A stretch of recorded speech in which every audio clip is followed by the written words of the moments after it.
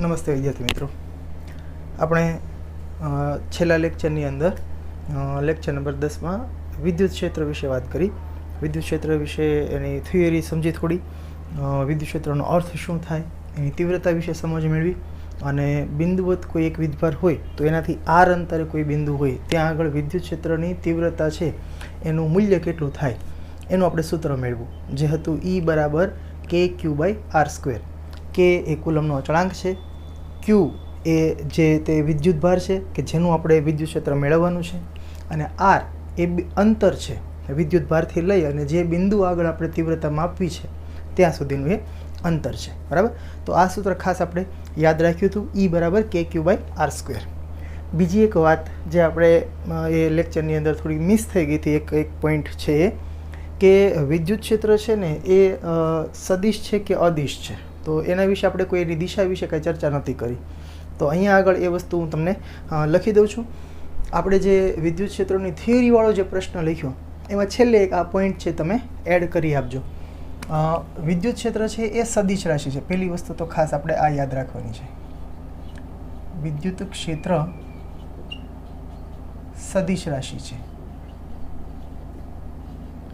બરાબર, કોઈ પણ ક્ષેત્ર હોય ને તેની કાંઈક તો દિશા હોય કે નહીં. આપણે એવું કહીએ પૃથ્વીનું ગુરુત્વાકર્ષી ક્ષેત્ર કઈ દિશામાં હોય, તો કે પૃથ્વી છે ગુરુત્વાકર્ષી બળ કઈ દિશામાં લગાડે, નીચે તરફ, અથવા વધારે સારી ભાષામાં કહીએ ને તો પૃથ્વીના કેન્દ્ર તરફ. ઓકે, તો જે દિશામાં બળ લાગતું હોય ને એ દિશામાં ક્ષેત્રની દિશા હોય. આપણે ચુંબકી ક્ષેત્ર છે તો એને કેમ ખબર પડે કે કઈ દિશામાં ચુંબકીય ક્ષેત્ર છે, તો લોખંડની ખીલી રાખો, જે તરફ લોખંડની ખીલી આકર્ષાય એ તરફ એ ક્ષેત્રની દિશા હશે. બરાબર, તો એ રીતે આ વિદ્યુત ક્ષેત્ર છે એ પણ સદિશ રાશિ છે, અને એની દિશા કઈ હોય તો એની દિશા વિશે હું અહીંયા નીચે પ્રેક્ટિસ માટે પણ મેં અમુક પ્રશ્નો લખ્યા છે. ખાલી ઉપર એક વાક્ય લખી દઉં છું કે વિદ્યુત ક્ષેત્ર છે એ સદિશ રાશિ છે અને તેની દિશા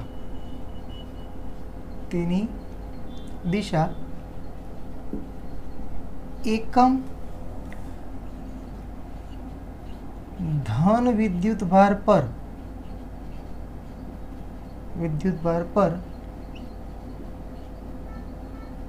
લાગતા બળની દિશામાં હોય છે. બરાબર, આપણે તીવ્રતા ચેક કરવા માટે ઓલો એકમ ધન વીજભાર રાખતા ને પરીક્ષણ વિદ્યુતભાર. બરાબર, તો એ પરીક્ષણ વિદ્યુતભાર ઉપર જે દિશામાં બળ લાગે એ દિશામાં વિદ્યુત ક્ષેત્ર હોય. પ્રેક્ટિસ માટે અહીંયા મેં તમને આકૃતિઓ મેં દોરીને આપી છે, એટલે ત્યાંથી આપણને હજી વધારે કન્સેપ્ટ છે એ ક્લિયર થશે. અહીંયા મેં આકૃતિ પરથી બિંદુ એ આગળ વિદ્યુત ક્ષેત્રની દિશા દર્શાવો એવો એક પ્રશ્ન છે લખી દીધો છે. આપણે એ 3 થી 4 કેટલી 4 આકૃતિ છે, 4 આકૃતિઓ સોલ્વ કરીએ એટલે આપણને દિશા વિશે થોડું વધારે ખ્યાલ આવી જાય. પહેલી આકૃતિ જુઓ તમે. આ પહેલી આકૃતિમાં શું કીધું છે કે જો અહીંયા એક આપણે આ 4 આકૃતિમાં પ્રશ્ન કોમન છે, બિંદુ એ આગળ આપણે વિદ્યુત ક્ષેત્રની દિશા છે એ શોધવાની છે. ઓકે, આ વસ્તુ ખાસ યાદ રાખજો. તો 4 આકૃતિમાં ક્યાંક ને ક્યાંક એ દેખાશે તમને. પહેલી આકૃતિ જુઓ કે અહીંયા +2 માઇક્રોકુલમનો વિદ્યુતભાર છે અને બિંદુ એ અહીંયા આપેલું છે. ઓકે, તો અહીંયા આગળ વિદ્યુત ક્ષેત્ર કઈ દિશામાં હશે? વિદ્યુત ક્ષેત્ર છે તો ખબર છે આપણને, પણ કઈ દિશામાં છે એનું મૂલ્ય શું હશે એ ચેક કરવા માટે આપણે અહીંયા ઓલો ટેસ્ટિંગ ચાર્જ છે એ મૂકવો પડે, પરીક્ષણ વિદ્યુતભાર. અને ટેસ્ટિંગ ચાર્જ તરીકે આપણે નાનો મૂલ્યનો કોઈ એકમ ધન વિદ્યુતભાર લઈએ. તો અહીંયા કોઈ એક ધન વિદ્યુતભાર છે એવું માની લો તમે, બિંદુ એ આગળ આપણે ત્યાં વિદ્યુત ક્ષેત્રની દિશા નક્કી કરવી છે. તો અહીંયા કોઈ એક ધન વીજભાર છે એવું માની લઈએ આપણે. તો આ જે વીજભાર છે કે જેનું આપણે વિદ્યુત ક્ષેત્ર નક્કી કરવાનું છે કઈ દિશામાં છે એ છે +2 માઇક્રોકુલમ. +2, હવે મૂલ્યને એક બાજુ રાખો, છે એ કેવો પ્લસ, એટલે કે ધન વીજભાર છે. અહીંયા આપણે દિશા નક્કી કરવી છે, ન્યાય એવું માની લો કે આપણે એક નાનકડો ધન વીજભાર મૂકીએ. તો આ જે છે એ આને શું કરશે, આકર્ષણ કે અપાકર્ષણ? તો આપણને ખ્યાલ છે કે બે ધન છે એટલે બંને વચ્ચે અપાકર્ષણ થશે. અપાકર્ષણ એટલે પોતાનાથી દૂર તરફ ધકેલે, એટલે કે આ +2 માઇક્રોકુલમનો જે વિદ્યુતભાર છે આ એ બિંદુ આગળ જો આપણે એક નાનકડો પરીક્ષણ વિદ્યુતભાર મૂકીએ તો એને પોતાનાથી દૂર તરફ ધકેલશે, એટલે કે આ દિશામાં બળ લગાડશે. તો જે દિશામાં બળ લાગે એ દિશામાં વિદ્યુત ક્ષેત્ર હશે, એટલે વિદ્યુત ક્ષેત્ર છે ને એ આ તરફ હશે, આમ. ઓકે, બીજી આકૃતિ જોઈએ. બીજી આકૃતિમાં તમે જુઓ એના જેવો જ કંઈક છે, પણ અહીંયા વિદ્યુતભાર કેવો છે, -3 માઇક્રોકુલમ છે, અને ફરી બિંદુ એ આ બાજુ ક્યાંક આપેલું છે. તો અહીંયા આગળ વિદ્યુત ક્ષેત્રની દિશા નક્કી કરવી છે. તો તમે એવું વિચારો કે અહીંયા એક ફરી આપણે એક નાનકડો ધન વીજભાર છે એ રાખીએ. હવે અહીંયા આગળ જે મૂળ વીજભાર છે એ છે -3. માઇનસ એટલે કે ઋણ છે. તો આ ઋણ છે એ આ ધનને પોતાના તરફ ખેંચશે, આકર્ષણ બળ લગાડશે. એટલે કે આ જે બળ લગાડશે એ આ દિશામાં હશે. એટલે કે આ -3 માઇક્રોકુલમ્બનું આ બિંદુ એ આગળનું વિદ્યુત ક્ષેત્ર છે એ આ તરફ હશે, પોતાના તરફ. બરાબર, આ વિદ્યુત ક્ષેત્રની દિશા હશે. ઓકે, ત્રીજી આકૃતિ જોઈએ આપણે. હવે ત્રીજી આકૃતિમાં જો આવું ચોરસ બતાવેલું છે. આ એલ લંબાઈ છે અને એલ પહોળાઈ છે, એટલે ચોરસ જ છે ટૂંકમાં. આ ખૂણા આગળ અહીંયા જો જે ખૂણા શિરોબિંદુ છે ત્યાં +2 કુલમનો વીજભાર રાખેલો છે અને બિંદુ એ અહીંયા ક્રોસમાં આપેલું છે, સામેના ખૂણે, વિકર્ણના સામસામેના ખૂણે આ બે બિંદુ આપ્યા છે. હવે બિંદુ એ અહીંયા છે, અહીંયા આપણે વિદ્યુત ક્ષેત્રની દિશા નક્કી કરવી છે. તો ફરી પાછું એ વિચારો કે અહીંયા એક નાનકડો ધન વીજભાર હોય તો બળ ક્યાં લાગે? બરાબર, ઓકે, આ વસ્તુ ખ્યાલ આવે છે ને ધીમે ધીમે તમને, કે આપણે જે બિંદુ આગળ વિદ્યુત ક્ષેત્રની દિશા નક્કી કરવી હોય તો શું કરવાનું કે ત્યાં આગળ એક નાનકડો ધન વીજભાર છે એવું માની લો પહેલાં. એના પર બળ કઈ દિશામાં લાગે? જે દિશામાં બળ લાગે એ દિશામાં વિદ્યુત ક્ષેત્ર હશે. તો અહીંયા એક ધન વીજભાર છે એવું માની લઈએ. આ પણ +2 છે, મતલબ સોરી ધન વીજભાર છે આ પણ. તો ધન વચ્ચે અપાકર્ષણ થશે, એટલે કે આ +2 કુલમ છે ને એ અહીંયા જો કોઈ આપણે ધન વીજભાર મૂકીએ એને પોતાનાથી દૂર ધકેલશે. એટલે કે દિશા છે એ વિદ્યુત ક્ષેત્રની કંઈક આ દિશામાં હશે. બળ આમ લાગશે એટલે ક્રોસમાં લાગશે, કારણ કે આમ ક્રોસમાં છે ને 2 એટલા માટે. ઓકે, તો અહીંયા આગળ વિદ્યુત ક્ષેત્રની દિશા છે આમ નીચે તરફ હશે, ક્રોસમાં. ઓકે, સારું. હવે છે ચોથો પ્રશ્ન. ચોથા પ્રશ્નની આકૃતિને એવું લાગે ને તો વિડીયો 1 મિનિટ માટે પોઝ કરી અને જાતે ટ્રાય કરો. પહેલાં આકૃતિ જોઈ લેજો. અહીંયા +2 માઇક્રોકુલમ વીજભાર છે, અહીંયા -2 માઇક્રોકુલમ વીજભાર છે. બંનેની બરાબર વચ્ચે બિંદુ એ છે. જુઓ, આ અંતરે d/2 છે, આ અંતરે d/2 છે, એટલે બેયથી સરખા અંતરે બિંદુ છે એ. ઓકે, અને આ એ બિંદુ આગળ આપણે વિદ્યુત ક્ષેત્રની દિશા નક્કી કરવી છે. ઓકે, તમે પહેલાં પોઝ કરીને જાતે ટ્રાય કરો. હવે જુઓ અહીંયા કે મોટા ભાગનામાંથી તમને પહેલાં એવું લાગતું હશે કે ભાઈ આ બાજુ +2 માઇક્રોકુલમ છે, આ બાજુ -2 માઇક્રોકુલમ છે, અને બે સામસામાં કેન્સલ થઈ જતા હશે. પણ ખરેખર તમે જ્યારે દિશા વિચારશો ને ત્યારે શું થાય? જુઓ, સૌથી પહેલાં આપણે વાત કરીએ આ +2 માઇક્રોકુલમવાળાની, કે આ +2 માઇક્રોકુલમ છે એના લીધે આ બિંદુ એ આગળ વિદ્યુત ક્ષેત્ર કઈ દિશામાં હશે? તો +2 છે. હવે આમ તો તમને ખ્યાલ આવી ગયો છે કે ધન હોય ને તો દૂર તરફ હોય. જુઓ તો આ પહેલી આકૃતિ ધન વીજભાર હતો તો દૂર તરફ. આ ત્રીજી આકૃતિ જુઓ, ધન છે દૂર તરફ, અને ઋણ હોય તો પોતાના તરફ. જો આ બીજી આકૃતિ કે ઋણ વીજભાર હતો તો પોતાના તરફ. બરાબર, તો આ મુદ્દો આપણે અહીંયા એડ કરી દઈએ. તો આ ચોથી આકૃતિ ફરી પાછા આવીએ આપણે કે આ +2 માઇક્રોકુલમ છે એના લીધે આ બિંદુ એ આગળ જે વિદ્યુત ક્ષેત્ર હશે એ દૂર તરફ જશે. બરાબર, અહીંયા એક ધન વીજભાર છે એવું માની લો તો અપાકર્ષણ થશે ને, એટલે કે પોતાનાથી દૂર તરફ ધક્કો મારશે. એટલે આ +2 ના કારણે જે વિદ્યુત ક્ષેત્ર હશે ને એ આ તરફ હશે. ઓકે, ધારો કે આ Q1 છે તો અહીંયાનું વિદ્યુત ક્ષેત્ર છે ને હું E1 કહી દઉં. હવે વિચારીએ આપણે -2 ના લીધે, કારણ કે હવે બે વિદ્યુતભાર આપ્યા સામસામા. -2 ના કારણે કેવું હશે? તો અહીંયા માઇનસ છે. ફરી આના કારણે આપણે અહીંયા વિદ્યુત ક્ષેત્રની દિશા નક્કી કરી છે. ફરી વિચારો કે અહીંયા એક ધન વીજભાર હોય તો બળ કઈ દિશામાં લાગે? તો -2 છે એ ધનને પોતાના તરફ ખેંચશે, એટલે આના કારણે ક્ષેત્ર આ તરફ આવશે. ઓકે, એટલે હવે આમ તો તમને ખ્યાલ આવી જવો જોઈએ કે ધન વીજભારનું ક્ષેત્ર દૂર તરફ હોય, જ્યારે ઋણ વીજભારનું ક્ષેત્ર છે એ પોતાના તરફ હોય. બરાબર, તો આ જે ઋણ છે એના કારણે વિદ્યુત ક્ષેત્ર આમ હશે ને, આમ. ખ્યાલ આવશે? ઋણ છે તો આમ ખેંચશે ને એ બિંદુ આગળના કોઈ ધન વીજભારને, એટલે એના કારણે પણ વિદ્યુત ક્ષેત્ર છે ને એ આ દિશામાં હશે. આને હું E2 કહી દઉં. તો ટોટલ વિદ્યુત ક્ષેત્ર બે એક જ દિશામાં. બાજુ આપણને કદાચ એવું લાગે શરૂઆતમાં કે બે કેન્સલ થઈ જશે, એક બાજુ +2 એક બાજુ -2, પણ એવું નથી. અહીંયા બંનેના વિદ્યુત ક્ષેત્ર એક જ દિશામાં આવ્યા, પ્લસ વીજભારથી માઇનસ વીજભાર તરફ. ઓકે, પછી જ્યારે દાખલો આવશે ત્યારે બધી ચર્ચા કરીશું કે અહીંયા બે ક્ષેત્ર એક જ દિશામાં છે, એટલે પરિણામી વિદ્યુત ક્ષેત્ર માટે શું કરાય? તો કે સરવાળો કરાય. અને હવે થોડું ઘણું તમને યાદ આવવું જોઈએ, આપણે કુલમના નિયમમાં આવું બધું કરતા હતા. ઓકે, અને પરિણામી વિદ્યુત ક્ષેત્ર પણ આ જ દિશામાં છે. ખ્યાલ આવે છે ને? બે આમ જ છે, એટલે બેનો સરવાળો કરો એટલે એ જ દિશામાં આપણને પરિણામી વિદ્યુત ક્ષેત્ર છે એ મળશે. ઓકે, તો આ વાત થઈ ગઈ વિદ્યુત ક્ષેત્રની દિશા નક્કી કરવા માટેની. હવે આ જે એટલે આપણે 4 આકૃતિઓ સોલ્વ કરી એના ઉપરથી એક મુદ્દો આપણે હજુ એડ કરી શકીએ ને, કે ભાઈ ધન વીજભાર જો હોય ને, ધન વિદ્યુત ભાર નું વિદ્યુત ક્ષેત્ર, હવે જો હું જરાક શબ્દ થોડોક અઘરો વાપરું છું, ત્રિજ્યાવર્તી દૂર તરફ, અથવા દૂર તરફ નહીં, બહાર તરફ અને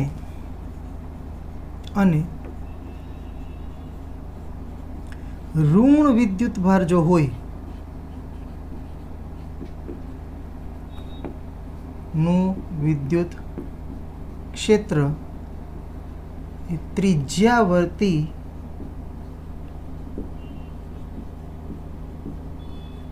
અંદર તરફ, જગ્યા પૂરી થઈ ગયા, અહીં લખી દો, અંદર તરફ હોય છે, બરાબર.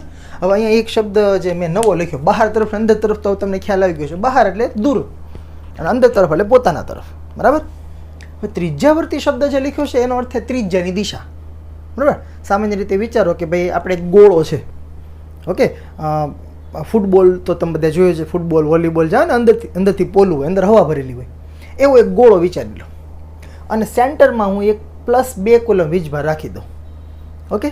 અને પછી હું એમ કહું કે આ જે એક ગોળો છે, સેન્ટરમાં +2 કુલમ વીજભાર રાખીએ અને અહીંયા જે વોલીબોલની સપાટી હોય ને, જે એ સપાટી ઉપરનું કોઈ એક બિંદુ હું પસંદ કરું, અહીંયા વિદ્યુત ક્ષેત્ર ક્યાં હશે, તો આ જે +2 છે અંદર, તો એ આમ બહાર તરફ આવશે કે નહીં, બરાબર. પણ એ થઈ કઈ દિશા? ત્રિજ્યાની દિશા કહેવાય. પછી અહીંયાનું કોઈ બિંદુ લઉં તો આમ હશે, અહીંયાનું બિંદુ લઉં તો આમ હશે, નીચેની સપાટી ઉપરનું બિંદુ લઉં તો કે અહીંયા વિદ્યુત ક્ષેત્ર કઈ દિશામાં હશે, તો આમ હશે. ખ્યાલ આવે છે? એટલે પ્લસ જો વીજભાર હોય ને તો બધી તરફ એ બહારની તરફ દિશામાં સોરી બધી દિશામાં બહાર તરફ વિદ્યુત ક્ષેત્ર હશે, ઓકે. તો એ બહાર તરફ આમ ગોળો એક વિચારો તો ત્રિજ્યાની દિશા કહેવાય, એટલા માટે શબ્દ આપણે વાપરીએ છીએ ત્રિજ્યાવર્તી બહાર તરફ. અને એ જ રીતે ઋણ વીજભાર રાખ્યો હોય તો અંદર તરફ ખેંચતો હોય જે તે બિંદુ આગળ રાખેલા ધન વીજભારને, તો એ ત્રિજ્યાવર્તી અંદર તરફ હોય છે, બરાબર. તો આ બે મુદ્દાઓ જે છે થિયરીની અંદર તમે જરા વિદ્યુત ક્ષેત્રવાળો આપણે જે પ્રશ્ન લખ્યો ને એમાં છેલ્લે આ ઉમેરી દેજો, ઓકે. સારું, ચાલો હવે આ દિશાઓ જે નક્કી કરી એના પછી આપણે હવે ન્યુમેરિકલ ઉપર જે દાખલા ઉપર જઈએ. એક પ્રેક્ટિસ માટે એક પ્રશ્ન મારી રીતે અહીં લખ્યો છે અને પછી આપણે પાઠ્યપુસ્તકના પ્રશ્નમાં જઈએ, બરાબર. પાઠ્યપુસ્તકના પ્રશ્ન સામાન્ય રીતે થોડાક લેન્ધી ને અઘરા ને એવો હોય છે, એટલે તમને હું ધીમે ધીમે સ્ટેપ બાય સ્ટેપ લઈ જાઉં, બરાબર. પહેલાં આવું ગણતા શીખીએ પછી આમાં જવાય, ઓકે. તો એક સામાન્ય એક પ્રશ્ન છે કે આકૃતિ પરથી બિંદુ P આગળના વિદ્યુત ક્ષેત્રની દિશા અને મૂલ્ય મેળવો. હવે તમે પહેલાં આકૃતિ જોઈ લો. જો અહીંયા બિંદુ A છે, અહીં આગળ B છે. એ બિંદુ છે ત્યાં વિદ્યુતભાર છે +12 માઇક્રોકુલમ અને B બિંદુ છે ત્યાં છે -6 માઇક્રોકુલમ. P બિંદુ અહીંયા છે. આ A થી B વચ્ચેનું અંતર ટોટલ 3 મીટર છે જો. અને P બિંદુ જે છે ને ત્યાંથી લઈ અહીંયા સુધીનું અંતર 3/2 અને અહીંયા સુધીનું અંતર પણ 3/2. એટલે એમ સમજો ને કે P બિંદુ બરાબર વચ્ચે છે. આ A અને B વચ્ચેનું ટોટલ અંતર 3 છે. આ 3/2, આ 3/2, એટલે અડધું અંતર બે બાજુ છે. તો એનો અર્થ કે P બિંદુ છે બરાબર મધ્યમાં છે, બરાબર. હવે ત્યાં આગળ આપણે વિદ્યુત ક્ષેત્રની દિશા અને મૂલ્ય મેળવવાનું છે. ફરી વખત વિદ્યુત ક્ષેત્ર સદિશ રાશિ છે, એટલે હવે જો આમાં હું તમને ડાયરેક્ટ પેલું કહી દઉં કે હવે આમાં શું કરાય, આ P બિંદુ આગળ આપણે વિદ્યુત ક્ષેત્ર મેળવવું હોય તો વિદ્યુત ક્ષેત્ર કોના કારણે હશે, તો અહીંયા બે વિદ્યુતભાર છે, એક +12 અને એક -6. એટલે પહેલાં તો બંનેના લીધે જે વિદ્યુત ક્ષેત્ર હશે એનું મૂલ્ય લખી નાખશું, જેમ કુલમના નિયમમાં આપણે દાખલા ગણતા હતા, જો તમને યાદ આવતું હોય તો પહેલાં તો બેના વિદ્યુત ક્ષેત્રનું મૂલ્ય લખી નાખશું, પછી દિશા છે એ આકૃતિમાંથી નક્કી કરશું, બરાબર. અને અહીંયા પણ ખાસ યાદ રાખજો, જે રીતે કુલમના નિયમવાળા દાખલા જે ગણતા આપણે, જ્યાં આપણે બળ કેટલું લાગે એ ગણતા, તો એના અંદર ઋણ વિદ્યુતભારની નિશાની આપણે નહોતા લખતા, જ્યારે મૂલ્ય લખતા હોઈએ ત્યારે. અહીંયા પણ એવું જ કરીશું, કારણ કે જે રીતે બળ એ સદિશ હતું, બળની દિશા આપણને આકૃતિમાં દેખાઈ જતી હતી, એ રીતે વિદ્યુત ક્ષેત્રની દિશા પણ આપણને આકૃતિ ઉપરથી ખબર પડી જ જવાની છે. એટલે ઋણ નિશાની અહીંયા આપણે દાખલા મૂલ્ય જ્યારે લખતા હોય ત્યારે લખશું નહીં, બરાબર. સારું, જોઈએ આપણે સૌથી પહેલાં તો શું લખીશું. ધારો કે આ જે વીજભાર છે ને હું QA કહી દઉં, તો QA ને લીધે કયા આગળ બિંદુ પી આગળ વિદ્યુત ક્ષેત્રનું મૂલ્ય. હવે બળ તો એફ થી બતાવતા, આપણે વિદ્યુત ક્ષેત્ર છે એ ઈ થી બતાવતા, તો ઈ જે વિદ્યુત ક્ષેત્ર છે ને હું ઈ એ કહી દઉં. મૂલ્ય લખું છું એટલે માથે સદિશ કરવાની જરૂર નથી. સૂત્ર યાદ કરો. સૂત્ર આપણે શું કર્યું હતું? કોઈ પણ એક વીજભાર હોય એનાથી અમુક અંતર એક બિંદુ આપેલું હોય તો ત્યાં વિદ્યુત ક્ષેત્રનું મૂલ્ય જે છે એનું સૂત્ર હતું KQ/R². તો અહીંયા K અને Q તરીકે હું લખીશ આ એ વાળો વીજભાર એટલે QA છેદમાં R². R એટલે અંતર ત્યાં સુધીનું. ઓકે. બીજી એક વાત કે અહીંયા Q મેં સ્મોલ લખ્યો છે અને આપણે સૂત્ર તાર્યું ત્યાં કેપિટલ Q લખ્યો હતો, તેમાં કંઈ ચિંતા નહીં કરતા, બધું વીજભાર જ છે. બરાબર. કિંમતો મૂકી દઈએ આપણે અહીંયા. K ની કિંમત 9 10⁹. આ QA કેટલો છે? 12 માઇક્રો છે એટલે બાજુમાં 10⁻6 ભાગાકારમાં R². R એટલે અહીંથી લઈને અહીંયા સુધીનું અંતર કેટલું છે? 3/2 મીટર છે. 3/2 અને મીટર જ છે એટલે કંઈ સેન્ટીમીટર બીજું કોઈ આપ્યું નથી, નહીં તો મીટરમાં ફેરવવાની જરૂર પડે. એટલે સીધો 3/3 વર્ક કરશું આપણે. તો કિંમતો છે કઈ થશે જુઓ જરા. EA બરાબર 9 ગુણ્યા 12 અને બાજુમાં ઘાત હું લખી નાખું, આ -6 અને +9 એટલે +3 ઘાત રહેશે. બરાબર. છેદમાં 3નો વર્ગ 9 અને છેદમાં 2નો વર્ગ 4. હવે આપણને ખબર હોય કે છેદનો છેદ અંશમાં જાય એટલે આ 4 છે ને એ અંશમાં ગુણાકારમાં આવી જશે અને આ 9 કેન્સલ થઈ જાય. તો 9 કેન્સલ કરો અને 4ને તમે અંશમાં લઈ લો, છેદનો છેદ અંશમાં આવી રીતે. તો આ 4 છે કોના સાથે ગુણાશે? 12 સાથે. એટલે કે આ થઈ જશે 12 ચોક 48 ગુણ્યા 10⁻³ અને વિદ્યુત ક્ષેત્રનો એકમ યાદ હોવો જોઈએ આપણને કેટલો? ન્યૂટન પ્રતિ કુલમ. બરાબર. સારું. આ જ રીતે આપણે પેલા બીજા વીજભારના લીધે ગણીએ. આ જ રીતે QB ને લીધે P આગળ વિદ્યુત ક્ષેત્રનું મૂલ્ય. તો એને હું કહી દઉં EB. સૂત્ર લખીશું KQ/R², પણ Q ની જગ્યાએ B વાળો વીજભાર પેલો. ફરી K ની કિંમત 9 10⁹. Q કેટલું છે? તો કે 6 ગુણ્યા 10⁻6 માઇક્રો છે એટલે -6 ને છેદમાં R. તો અહીંયા પણ 3/3 છે, 3/2 વર્ગ. હવે હું ડાયરેક્ટ અહીંયા લખી નાખું 3/2 વર્ગ એટલે 9/4 થશે, કારણ કે ઉપર થવાનું છે એવું જ થશે ને બધું. બરાબર. તો ખોટું મારે બીજું સ્ટેપ લખવું નહીં.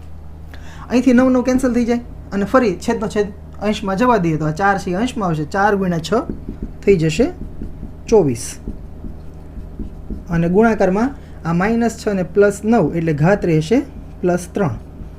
વિદ્યુત ક્ષેત્રનો એકમ ન્યૂટન પ્રતિ કુલમ. તો આ બીના કારણે વિદ્યુત ક્ષેત્રનું મૂલ્ય મળ્યું અને આ જ છે એ વીજભારના લીધે વિદ્યુત ક્ષેત્રનું મૂલ્ય મળ્યું. હવે ટોટલ વિદ્યુત ક્ષેત્ર કેટલું થાય? કારણ કે બેયના કારણે અહીંયા P આગળ આપણે વિદ્યુત ક્ષેત્ર લખ્યા, તો ટોટલ કેટલું થશે? તો ટોટલ માટે પહેલાં તો આપણને દિશા ખબર હોવી જોઈએ. અને ફરી વખત સદિશ રાશિ છે એટલે જો બે એક જ દિશામાં આવે તો સરવાળો, વિરુદ્ધ દિશામાં આવે તો બાદબાકી, અને બે વચ્ચે કંઈક ખૂણો બનતો હોય તો પેલું આપણી પાસે ખૂણાવાળું સૂત્ર તો છે જ, આપણે બળવાળા દાખલા ગણતા થયું. તો વિચારો, સૌથી પહેલાં તો આ જે +12 માઇક્રોકુલમ છે આના લીધે આ P બિંદુ આગળ વિદ્યુત ક્ષેત્ર છે એ કઈ દિશામાં હોય? તો પ્લસ છે વીજભાર એટલે પોતાનાથી દૂર તરફ હોય. બરાબર. અહીંયા એક નાનકડો ધન વીજભાર હોય તો અપાકર્ષણ કરે એટલે આમ બળ લગાડે. બરાબર. એટલે આ જે એ વાળો જે વીજભાર છે એના કારણે વિદ્યુત ક્ષેત્ર છે એ આ દિશામાં હશે, એને હું કહી દઉં EA. બરાબર. અને B છે એ માઇનસ વીજભાર છે, માઇનસનું વિદ્યુત ક્ષેત્ર છે એ પોતાના તરફ હોય એટલે અહીંયા ઉપર જ તે હું આમ લખી દોરી બતાવી દઉં. આ જ દિશામાં હશે EB. હમણાં જુઓ આપણે અહીંયા ચોથી આકૃતિ કરીને જેવી જ કંઈક વાત છે. બરાબર. તો અહીંયા આગળ બંને વિદ્યુત ક્ષેત્ર કેવા થયા? એક જ દિશામાં છે. એટલે અહીંયા લખીશું કે ભાઈ EA અને EB એક જ દિશામાં છે. તેથી પરિણામી વિદ્યુત ક્ષેત્ર, તો પરિણામી વિદ્યુત ક્ષેત્ર E net બરાબર બંને એક જ દિશામાં એટલે શું કરવાનું? સીધું બેનો સરવાળો જ કરી દેવાનો, EA પ્લસ EB. આ 48 ગુણ્યા 10 થી 3 છે, આ 24 ગુણ્યા 10 થી 3 છે. તો હું આવી રીતે લખી નાખું 48 પ્લસ 24 અને બેયની સાથે ગુણાકારમાં 10 ની 3 છે એ કોમન લખી નાખું. ચાલશે ને? આ તો લગભગ સમજાવવું જોઈએ બધાને ને. 48 ગુણ્યા 10 થી 3 પ્લસ 24 ગુણ્યા 10 થી 3. 10 થી 3 છે મેં બહાર કોમન લઈ લીધી. 48 અને 24 કેટલા થાય? તો કે 72. એટલે ટોટલ વિદ્યુત ક્ષેત્ર થશે 72 ગુણ્યા 10 ની 3 ઘાત અને ન્યૂટન પ્રતિ કુલમ. ઓકે. હા, બીજી વસ્તુ કે આપણે દિશા પણ કહેવાની છે ને, કે આ જે પરિણામ વિદ્યુત ક્ષેત્ર મળ્યું કઈ દિશામાં હશે. તો આ A વાળું વિદ્યુત ક્ષેત્ર આ જ દિશામાં હતું અને B વાળું વિદ્યુત ક્ષેત્ર પણ પેલી તરફ જ છે, બરાબર. તો ટોટલ વિદ્યુત ક્ષેત્ર પણ એ જ દિશામાં રહેવાનું, એટલે કે A થી B તરફની દિશામાં છે. અને આ વસ્તુ હવે ખાસ યાદ રાખી જ લેજો મિત્રો, કે જ્યારે એક પ્લસ વીજભાર હોય ને એક માઇનસ વીજભાર હોય ને, તો પરિણામી વિદ્યુત ક્ષેત્ર પ્લસથી માઇનસ તરફ જ જતું હોય. કારણ કે પ્લસનું તો આમ હોવાનું જ, માઇનસનું આમ જ હોવાનું. ઓકે. એટલે અહીંયા આપણે એક છેલ્લું વાક્ય લખી દઈએ કે E નેટ ની દિશા A થી B તરફ હશે. ઓકે ને? દેખાય છે છેલ્લું કે?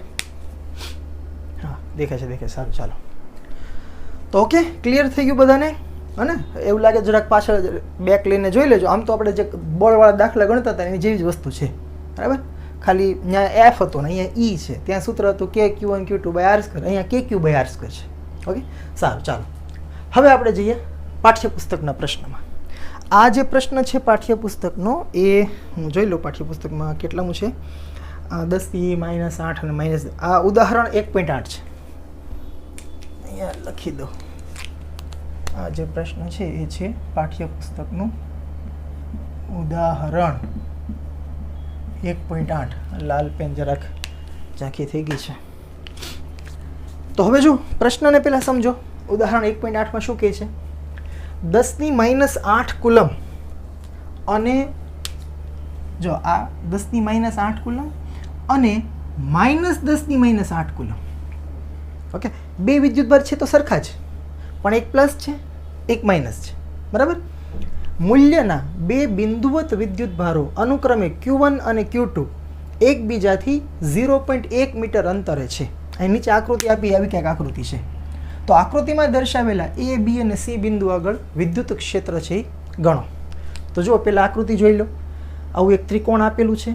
આ બાજુ 0.1 મીટરની છે, આ બાજુ પણ 0.1 મીટરની છે, અને નીચેની બાજુ જે આખી છે અહીંયા લખેલું છે, કદાચ તમે પેલું થઈ ગયું તો જો અહીંયા લખેલું છે, આ બાજુ પણ 0.1 મીટરની છે, એટલે કે સમબાજુ ત્રિકોણ છે.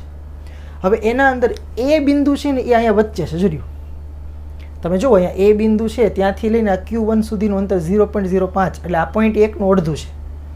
અને આ બાજુનું અંતર પણ 0.05, એટલે આ 0.1નું અડધું છે. એટલે A બિંદુ છે ને બરાબર વચ્ચે છે. આ Q1 છે, આ Q2 છે, બરાબર વચ્ચે બિંદુ A છે, બરાબર. પછી B બિંદુ છે ને એ અહીંયા આપ્યું છે. જો અહીંયા એ આ Q1 થી 0.05 મીટર અંતરે છે, અહીંયા ક્યાંક છે. અને C બિંદુ અહીંયા બતાવેલું છે ઉપર. ઓકે, ત્રણેય બિંદુ આગળ આપણે પરિણામી વિદ્યુત ક્ષેત્ર છે એ શોધવાના છે. અને આમ તો ખ્યાલ આવી જવો જોઈએ કે દાખલો થોડોક લેન્ધી હશે, બરાબર. આપણે ધીમે ધીમે સ્ટાર્ટ કરીએ. પહેલાં A બિંદુ આગળથી શરૂઆત કરીએ. તો આ A બિંદુ આગળ જે આપણે વિદ્યુત ક્ષેત્ર શોધવું, તો A બિંદુ આગળ વિદ્યુત ક્ષેત્ર હશે કોના કારણે? તો કે Q1 ને લીધે અને Q2 ને લીધે. એટલે પહેલાં તો બેના મૂલ્ય, પછી એની દિશાઓ જોઈશું, અને પછી નક્કી કરશું પરિણામી વિદ્યુત ક્ષેત્ર છે એના માટે શું કરવું, સરવાળો કરવો, બાદબાકી કરવી, પેલું ખૂણાવાળો જોવું, બરાબર. સિમ્પલ સ્ટેપ આના આ જ આવવાના છે બધા, બરાબર. ખાલી આપણે એક ગણતરીમાં ધ્યાન રાખવાની કે ભૂલ ના પડે. આમ તો કેલ્ક્યુલેટર હોય તમારી પાસે એટલે વાંધો લગભગ નહીં આવે ગણતરીમાં. સૌથી પહેલાં હું લખું કે Q1 અને Q2 ને લીધે સૌથી પહેલાં આપણે બિંદુ લેવાનું છે A. તો બિંદુ A આગળ વિદ્યુત ક્ષેત્રના મૂલ્યો અનુક્રમે, હવે એને હું લખું કંઈક આ રીતે E1A, બરાબર. પહેલા વિદ્યુતભારને કારણે A આગળ, અને બીજાને કારણે જે હોય એને આપણે બતાવીએ E2A હોય તો જો મેલ અહીંયા મૂલ્યો એવો શબ્દ વાપરો છે એટલે આપણે સદિશ નથી કરતા. તો પેલા E1A અને E2A જે છે ને એની આપણે સીધી પેલા કિંમતો લખી દઈએ. E1A એટલે પહેલા વિદ્યુતભારને લીધે એ આગળ વિદ્યુત ક્ષેત્રનું મૂલ્ય. વિદ્યુત ક્ષેત્રનું મૂલ્ય સૂત્ર શું છે? KQ/R². એટલે અહીં હું લખીશ KQ/R². પણ અહીંયા Q કોના કારણે વિદ્યુત ક્ષેત્ર શોધીએ છીએ આપણે? પહેલા વીજભારને લીધે. અને R એટલે કયું અંતર? તો કે પહેલાથી લઈને A સુધીનું અંતર. એટલે અહીંયા હું R1A લખી દઉં. પહેલા વીજભારથી લઈને A સુધીનું અંતર. કિંમતો મૂકીએ. 9 × 10⁹ Q1 કેટલો છે? 10⁻8 છેદમાં R1A. R1A એટલે આ પહેલા વિદ્યુતભારથી લઈ A સુધીનું અંતર. એટલે કેટલું આપેલું છે? જો અહીંયા 0.05 આપેલું છે. 0.05 અને મીટરમાં જ છે 9 હવે તમે જુઓ ને કે ઉપર ઓલી ઘાતમાં બહુ સારું છે. જો વીજભાર ઓલો -8 આપ્યો, -8 ઘાતવાળો આપ્યો ને એટલે આ +9 ઘાત, આ -8 ઘાત એટલે એક જ ઘાત વધે ખાલી. એક ઘાત એટલે 10 ની 1 ઘાત એટલે 10. 10 ગુણ્યા આગળ શું છે? 9 એટલે 90. તો આમને ખબર પડી ગઈ અંશનો જવાબ છે 90 આવશે. હવે ભાગાકારમાં જે 0.05 છે એ જરા આપણે કેલ્ક્યુલેટરથી કરી લઈએ. ઓકે, ખ્યાલ આવે છે ને હું જો બોલ્યો એ? અંશમાં -8 ઘાત અને +9 એટલે +1 ઘાત વધે. +1 એટલે 10, +1 ઘાત એટલે સોરી, તો 10 ની 1 ઘાત એટલે 10 ગુણ્યા 9 એટલે 90. તો 90 આપણે કેલ્ક્યુલેટરમાં કરીએ 90 ભાગ્યા 0.05. હવે એનો જવાબ આવે છે 1800. બરાબર? પણ 0.05 નો વર્ગ છે એટલે 2 વખત ભાગાકારમાં હશે ને એટલે આ જે 1800 જવાબ આવ્યો ને આપણને, હજુ એને ભાગ્યા કરીશું 0.05 એટલે ફાઇનલી જવાબ આવ્યો છે 36000. તો અહીંયા હું લખી દઉં આ જે વિદ્યુત ક્ષેત્ર આવ્યું એ 36000 ન્યૂટન પ્રતિ કુલમ છે. બરાબર? આ કયું છે? E1A 36000 ન્યૂટન પ્રતિ કુલમ. હું અહીંથી કાઢી નાખું, નીચે લખી દઉં, બાજુમાં પાછું કંઈક લખવું કામ આવશે. તો આટલું વિદ્યુત ક્ષેત્ર છે પહેલા વીજભારને લીધે એ આગળ. હવે આ જ રીતે બીજાને લીધે આપણે શોધીએ. તેમજ E2A બીજા વિદ્યુતભારને કારણે એ આગળ વિદ્યુત ક્ષેત્રનું મૂલ્ય. તો સૂત્ર લખીશું KQ/R². પહેલાં તો આમ લખી જ નાખવાનું. હવે Q એટલે કોણ? બીજાને કારણે એટલે KQ2. R એટલે કોની વચ્ચેનું અંતર? બીજા વિદ્યુતભારથી લઈને A સુધીનું અંતર.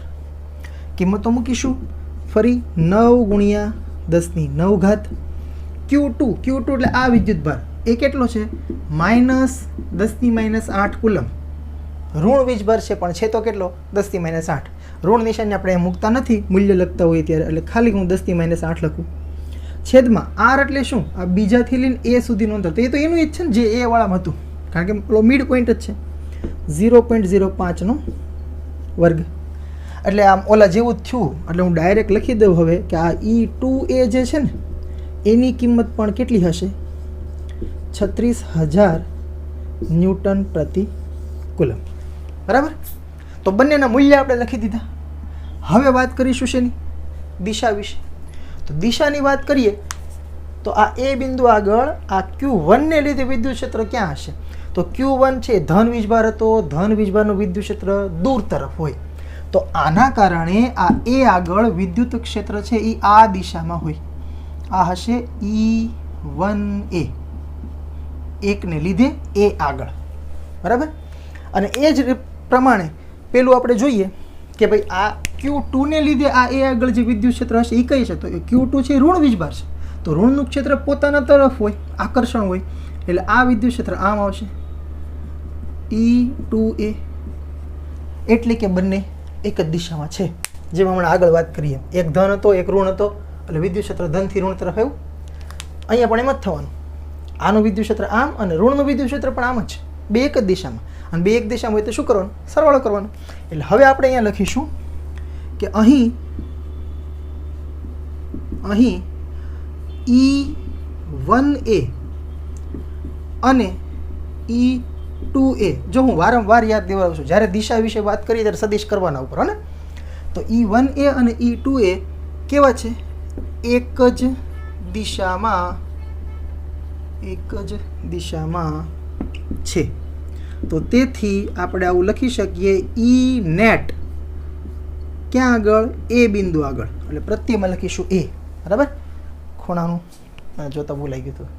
હા, દેખાય છે આખું બળાલો. તો આ ઈ નેટ એ બિંદુ આગળ જે છે તેમાં શું કરે? સીધો બેનો સરવાળો, કારણ કે બે એક જ દિશામાં છે ને. E1A અને E2A. હવે E1A કેટલું હતું? 36,000. E2A કેટલું હતું? 36,000. બેન સરવાળો જ કરવાનો છે. 36 ને 36 કેટલા થાય? 72. એટલે હું ડાયરેક્ટ લખી દઉં અહીંયા કે E2A કેટલું હશે?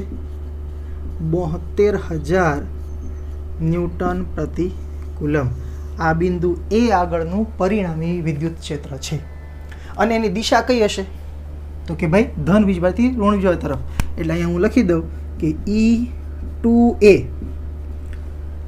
Q1 થી કઈ તરફ? Q2 તરફની દિશામાં છે. ઓકે, તો આ આપણે જે દાખલો જે લખ્યો ને એનો એક ભાગ ગણાણો ખાલી. હો, બિંદુ એ આગળની વાત થઈ આ બધી. હવે આ જ રીતે બી માટે ગણવાનું છે. કેમ લાગે? જે જગ્યા બચી છે એમાં સમય એવું મને લાગતું તો નથી. પ્રયત્ન કરીએ. ચલો ને, અલગ પેનથી લખું, બ્લેક પેનથી લખું છું બી વાળું. હે ને? ચાલો, હવે બી બિંદુ અહીંયા છે. તો ફરી આની જેમ જ પહેલો તો મુદ્દો હું શું લખીશ કે ભાઈ Q1 અને Q2 ને લીધે બી આગળ વિદ્યુત ક્ષેત્રના મૂલ્યો અનુક્રમે E1B હે ને પહેલાને લીધે બી આગળ અને E2B હોય તો. ઓકે, બેના મૂલ્ય તો લગભગ આવી જશે. દિશા વિશે થોડુંક ચર્ચા કરવી પડશે. ચાલો, E1B લખીએ આપણે. પહેલાના લીધે બી આગળ વિદ્યુત ક્ષેત્રનું મૂલ્ય. સૂત્ર લખી દો પહેલાં તો KQ/R². કયો વીજભાર? પહેલો વીજભાર એટલે KQ1. અને અહીંયા R કોના કોના વચ્ચેનું અંતર? પહેલાથી લઈને બી સુધીનું અંતર. બરાબર. કેની કિંમત 9 × 10⁹. Q1 કેટલો છે? તો કે 10⁻8 છે. ભાગાકારમાં R1B પહેલા વીજભારથી લઈ અને બી સુધીનું અંતર કેટલું છે? જુઓ તો અહીં આકૃતિમાં દેખાય છે તમને આ અંતર 0.05 નો વર્ગ. એટલે આમ તો આના જેવું જ છું. જો ઓલા એ વાળું ગણતા હતા ને એવું જ તે ઉપર 90 થશે ને ભાગ્યા 2 વખત 0.05. એટલે હું ડાયરેક્ટ લખી દઉં અહીંયા. આ થશે કેટલું? 36,000 ન્યૂટન પ્રતિ કુલમ. આટલું થશે. બરાબર? જગ્યા નથી એટલે જરાક શોર્ટમાં બતાવું છું. હવે આ જ રીતે આપણે E2B ગણીએ. બીજા વીજભારને કારણે બી આગળ વિદ્યુત ક્ષેત્ર. સૂત્ર શું લખીશું? KQ/R². એટલે KQ/R². પણ અહીંયા બીજા વીજભારના લીધે અને અંતર છે કોના કોના વચ્ચેનું? બીજા વીજભારથી લઈને બી સુધીનું. દેખાય છે ને? મારે જરાક અક્ષર પર ઝીણા ઘણી વાર થઈ જાય મારાથી. ઝૂમ થશે.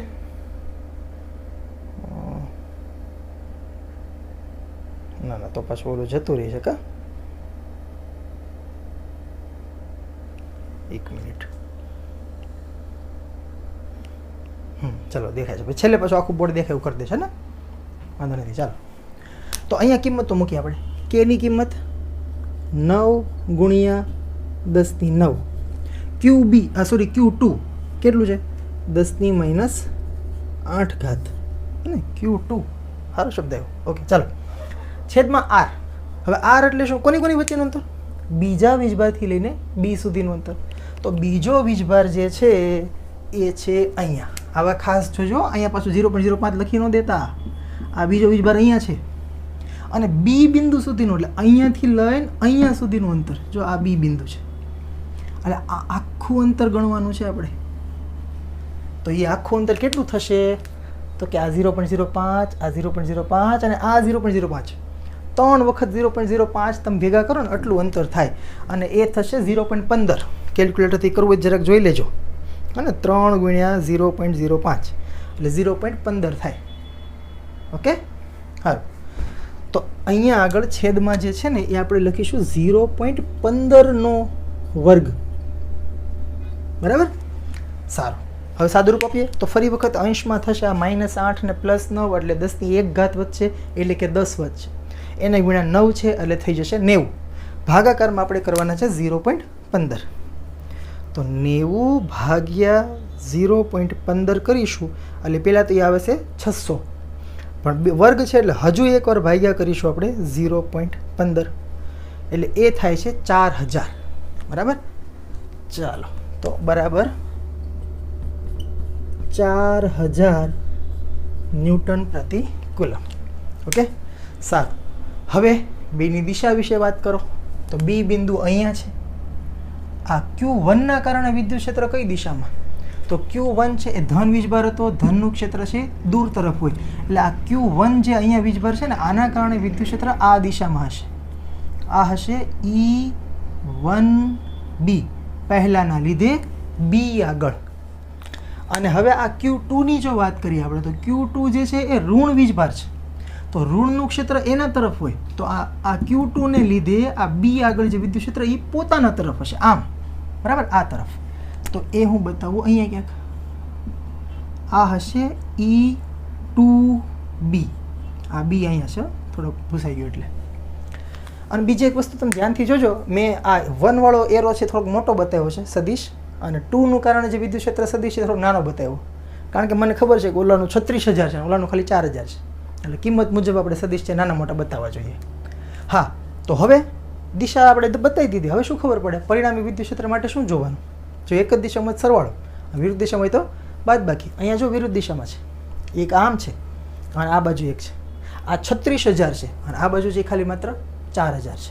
બરાબર, તો પરિણામી વિદ્યુત ક્ષેત્ર છે અહીંયા પહેલાં હું ઓલું વાક્ય લખવું પડશે ને આપણે કે ભાઈ E1B અને E2B કેવું છે? પરસ્પર વિરુદ્ધ દિશામાં છે. વિરુદ્ધ દિશામાં છે. તો તેથી નેટ વિદ્યુત ક્ષેત્ર ક્યાં લખશું? હવે નેટ વિદ્યુત ક્ષેત્ર અહીંયા લખી દઉં, ચલો. અને તો તેથી E નેટ પણ ક્યાં આગળ? બી બિંદુ આગળ. તો વિરુદ્ધ દિશામાં છે એટલે બાદબાકી કરે ને બાદબાકીમાં યાદ રાખવાનું મોટી કિંમતમાંથી નાની કિંમત બાદ કરવાની. મોટી કિંમત કઈ છે? 1 વાળી. એટલે E1B માઇનસ E2B. 1B વાળું કયું હતું? 1 ને કારણે બી આગળ 36000 અને બીના કારણે બીજાના કારણે કેટલું હતું? 4000. તો 36માંથી 4000 બાદ કરશો એટલે કેટલો આવશે? 32000. અને વિદ્યુત ક્ષેત્રનો એકમ ન્યૂટન પ્રતિ કુલમ. તો આ જે છે એ બી બિંદુ આગળ આપણને પરિણામી વિદ્યુત ક્ષેત્ર છે એ મળે. બરાબર, હવે આમ તો બોર્ડ આખું ભરાઈ ગયું છે એટલે વ્યવસ્થિત પેલું કરી દઉં તમને, જેથી તમારે સ્ક્રીનશોટ કે એવું લેવું હોય તો થોડું નીચે કરી દો. હા, હવે લગભગ ચાલો, હવે આખું બોર્ડ દેખાય છે લગભગ. હા, ઓકે, સારું. તો આ આપણે એ આગળનું વિદ્યુત ક્ષેત્ર શોધી દીધું. નેટ કેટલું એવું? મેં E2A કેમ લખ્યું અહીંયા? આ તો જે છે 3672 છે ને, જો સારું તું ધ્યાન ગયું મારું. એ આ E નેટ છે, આ 72000 છે ને, ઉપર E નેટ લખ્યું મેં અને નીચે 2 કરી દીધું. E નેટ એ આગળ, બરાબર, 72000 છે. હા, દિશા ઓલામાં કેમ Q1 થી Q2 હતું એમ અહીંયા કઈ દિશા હશે વિચારો તો? આ બી બિંદુ છે ને, બી બિંદુ જો અહીંયા છે. અહીંયા આગળ વિદ્યુત ક્ષેત્ર કઈ દિશામાં હશે? તો બે વિદ્યુત ક્ષેત્ર હતા, એક હતું આમ અને એક હતું આમ, પણ વધારે કયું હતું? આ બાજુ. તો ધારો કે આ 36, ઓલી બાજુ 4, તો 36માંથી 4 બાદ કર્યો એટલે 32 વધ્યું. 32 પણ વચ્ચે કઈ દિશામાં? જે વધારે હોય એ તરફ, એટલે આ તરફ. બરાબર, તો અહીંયા આગળ છેલ્લે એક વાક્ય લખવું પડશે. અહીંયા લખી દઉં છું કે E નેટ બી આગળ ની દિશા કઈ હશે? જો અહીંયા તે મેં E2 જ લખેલું છે. શું સારું તો ધ્યાન ગયું, કારણ કે ઓનલાઈનમાં તો તમે તમારું ધ્યાન હોય તો તમે કહો કઈ રીતે મને કે આ ભૂલ છે લખવામાં. કંઈ નહીં, ચાલો એવું થયા કરે ક્યારેક. તો E નેટ આ B આગળ કઈ દિશામાં છે તો કે આ તરફ. હવે આ તરફ એટલે આમાં એવું ન લખાય, આ તરફ અહીંયા શું લખાય Q2 થી Q1 તરફ. ઓલામાં આમ હતું એટલે Q1 થી Q2 બતાવ્યું, તો અહીંયા આમ છે એટલે E નેટ B કઈ દિશામાં છે Q2 થી Q1 તરફની દિશામાં છે. બરાબર, આ તો મિડ પોઈન્ટ હતું એટલે આમ હતું, પણ આ બહારનું પોઈન્ટ છે એટલે કે આ તરફ વિદ્યુત ક્ષેત્ર છે. બરાબર, ઓકે. હવે આપણે પ્રશ્ન તો મેન પાછો એવો છે કે ભાઈ A, B અને C ત્રણેય બિંદુ આગળ આપણે વિદ્યુત ક્ષેત્ર છે એ શોધવાના છે. અને અહીંયા આપણે હજી A આગળ શોધ્યું, B આગળ શોધ્યું, C નું બાકી રહી ગયું છે. હવે કેમ થશે, કેટલા ટાઈમ કેટલોક છે? 40 મિનિટ છે ને, કંઈ નહીં, ચાલો ને 5-7 મિનિટ તો થોડુંક વધારે ચાલે, હે ને. ચાલો આપણે આ બોર્ડ વર્કનું તમે જરાક છે ને પોઝ કરી અને ફોટો લઈ લેજો. હું એક ફોટો લઈ લઉં ત્યાં સુધીમાં.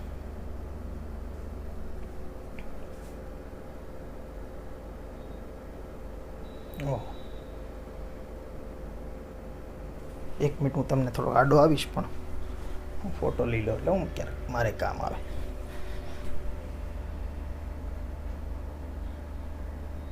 હાલો, હવે આ ભૂસી કાઢું અને C આગળ છે બિંદુ, ત્યાંનું આપણે વિદ્યુત ક્ષેત્ર છે એની વાત કરીએ. આ કાઢી નાખો. બરાબર,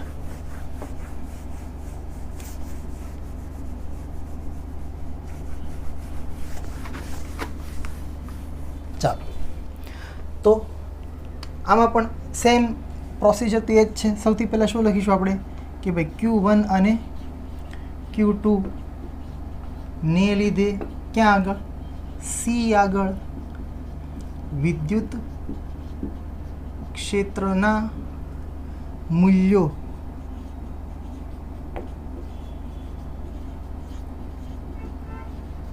અનુક્રમે શું કહીશું એને E1C પહેલાના લીધે C આગળ અને E2C બીજાના લીધે C આગળ હોય તો બે કિંમતો લખી દઈએ. E1C સૂત્ર લખીશું કે Q1 ભાગ્યા R સ્ક્વેર, પણ R છે એ 1 અને C વચ્ચેનું અંતર. K ની કિંમત 9 ગુણ્યા 10 ની 9 ઘાત, Q1 હતો 10 ની -8 ઘાત ભાગ્યા R. હવે જો ખાસ ધ્યાન આપજો, Q1 થી C સુધીનું અંતર અને એ છે આ ત્રિકોણની બાજુ, એ છે 0.1. બરાબર, એટલે છેદમાં લખીશું અહીંયા આપણે 0.1 નો વર્ગ. તો અહીંયા પણ આપણે ઓલું અંશમાં તો 90 જ થવાનું ને. બરાબર, હવે તો તમને ખ્યાલ આવી જવો જોઈએ. તો 90 ભાગ્યા 0.1 એટલે કે 900 થાય છે, અને ફરી એને ભાગ્યા આપણે કરીશું 0.1 કારણ કે વર્ગ છે, તો 9000 થયું. તો આ થઈ ગયું કેટલું? 9000 ન્યૂટન પ્રતિ કુલમ. ચાલો, એ જ રીતે હું લખું બીજાના કારણે C આગળ, તો સૂત્ર લખીશું KQ/R સ્ક્વેર. અહીંયા Q2 ને લીધે અને અહીંયા 2 થી લઈને C સુધીનું અંતર 9 ગુણ્યા 10 ની 9 ઘાત. Q2 એ -10 ની -8, પણ આપણે ઋણ નિશાની લખતા નથી એટલે -8 ઘાત વડે લખી નાખજો ખાલી. અને R તો 2 થી લઈને C સુધીનું અંતર, તો એ પણ જો 0.1 જ છે એટલે 0.1 નો વર્ગ, એટલે કે આના જેવો જવાબ આવશે ને કેટલો આવશે? 9000 ન્યૂટન પ્રતિ કુલમ. બેના લીધે સરખું છે. જો તો શું ટોટલ 18000 થશે ખરું? એમ ડાયરેક્ટ ન કહી શકાય આપણે કે ભાઈ ટોટલ 18000 થઈ જશે. આકૃતિમાં પાછી દિશા જોવા જવી પડે ને. ચાલો દિશાઓ જોઈએ આપણે. આ Q1 ને કારણે વિદ્યુત ક્ષેત્ર ક્યાં હોય? તો Q1 છે ધન વીજભાર છે, ધનનું વિદ્યુત ક્ષેત્ર દૂર તરફ. તો અહીંયા એક ધન વીજભાર એવું વિચારો તો એને અપાકર્ષણ આમ કરે ને, એટલે અહીંયા હું બતાવું ને તો કંઈક આમ થશે, આ તરફ હશે આના લીધે. બરાબર, અને આને હું નામ આપી દઉં છું E1C. બરાબર, પહેલાના લીધે C આગળ વિદ્યુત ક્ષેત્ર. બરાબર, આમ છે. પછી આ Q2 ને લીધે, તો Q2 છે ઋણ વીજભાર છે, ઋણનું વિદ્યુત ક્ષેત્ર પોતાના તરફ હોય એટલે કે આમ હશે, આ દિશામાં હશે. ખ્યાલ આવે છે? ઋણ તરફ, પોતાના તરફ. હવે આ પોઈન્ટ એક થોડી વાર માટે અહીંથી કાઢી નાખો, હો ને, ખોટું નડશે આપણને. તો આ છે E2C, બીજાના કારણે C આગળ વિદ્યુત ક્ષેત્ર. તો ન તો બે એક દિશામાં છે કે ન તો વિરુદ્ધ દિશામાં છે, એટલે સરવાળા બાદબાકી ડાયરેક્ટ નહીં થાય. બે વચ્ચે કંઈક ખૂણો બને છે. તો ખૂણો કેટલો હોય? તો આપણે અગાઉ બળવાળા જ્યારે દાખલા ગણતા હતા ત્યારે આ પ્રકારની આકૃતિ આવી હતી. સમબાજુ ત્રિકોણ હોય એટલે આ ત્રણેય ખૂણા અંદરના કેટલા હોય? 60 60 60 હોય. પછી આ આખું અર્ધવર્તુળ 180નું હોય. અર્ધવર્તુળ 180નું હોય, બરાબર? તો આખું 180, એમાં આ અંદરનું ખાલી આટલું ગયો તો 60. તો આ કેટલું હોય? તો આ હશે 120 ડિગ્રી, બરાબર? 180માંથી 60 બાદ કરી નાખો. તો અહીંયા આગળ આપણે લખીશું કે ભાઈ E1C અને E2C વચ્ચે થીટા બરાબર કેટલો? 120 ડિગ્રીનો ખૂણો છે, બરાબર? તો તેથી પરિણામી વિદ્યુત ક્ષેત્ર લખવું હોય આપણે E નેટ ક્યાં આગળ? C આગળ. તો હવે ખૂણાવાળી વાત આવી એટલે ઓલું A² + B² + 2AB cos θ વાળું, બરાબર? એ રીતે આપણે ગણતરી કરવી પડશે. હા, દેખાય છે. તો અહીંયા હું લખીશ વર્ગમૂળમાં, એટલે આમ જોવા જાવ તો આનો વર્ગ વત્તા આનો વર્ગ વત્તા 2 વખત આ ગુણ્યા cos θ, આવું થશે ને કંઈક, બરાબર? પણ હું એક કામ કરું, થોડા સમય માટે જો, કારણ કે 2 છે તો હરખે જ મૂલ્યના 9,000 જ છે ને, એટલે આને હું E કહી દઉં અને આને પણ હું ખાલી E કહી દઉં, બરાબર? મારી સરળતા ખાતર, કે ભાઈ જેથી મારે અહીંયા છે ને બહુ વધારે ન લખવું પડે. અહીંયા હું લખી નાખું પહેલાંનો એ તે E કહી દઉં એટલે E², બીજાને પણ E કહી દઉં એટલે કે E² + 2E ગુણ્યા E, બે હરખે હરખા છે ને એટલા માટે, ને. અને cos 120 ડિગ્રી થીટાની જગ્યાએ ફરી cos 120 એવું જો. અને હવે તમને યાદ થઈ જવું જોઈએ cos 120ની કિંમત કેટલી થાય? -1/2, બરાબર? તો અહીંયા E² + E² એટલે કેટલા થઈ જાય? ચલો આમનું રાખીએ, કારણ કે ઓલું ઉડશે ને હમણાં. E² + E² હું આમનું રહેવા દઉં. પછી અહીંયા લખું +2 E ગુણ્યા E એટલે E², અને cos 120 લખાય -1/2. આ છેદનો 2 અને આ 2 કેન્સલ થઈ જાય અને આ E² છે કેવું થઈ જશે? માઇનસ થઈ જશે. એટલે કે આવું કંઈક થશે, વર્ગમૂળમાં E² + E² અને આ થઈ જશે -E². તો -E² + E² કેન્સલ, એટલે વધુ શું આપણી પાસે? વર્ગમૂળમાં E². E² નું વર્ગમૂળ થશે E, અને E એટલે શું છે? 9,000, બરાબર? એટલે હવે આપણે અહીંયા ડાયરેક્ટ એવું લખી દઈએ કે ભાઈ તેથી E નેટ C આગળનું મૂલ્ય કેટલું હશે? 9,000 ન્યૂટન પ્રતિ કુલમ. આટલું વિદ્યુત ક્ષેત્ર છે મળશે C બિંદુ આગળ.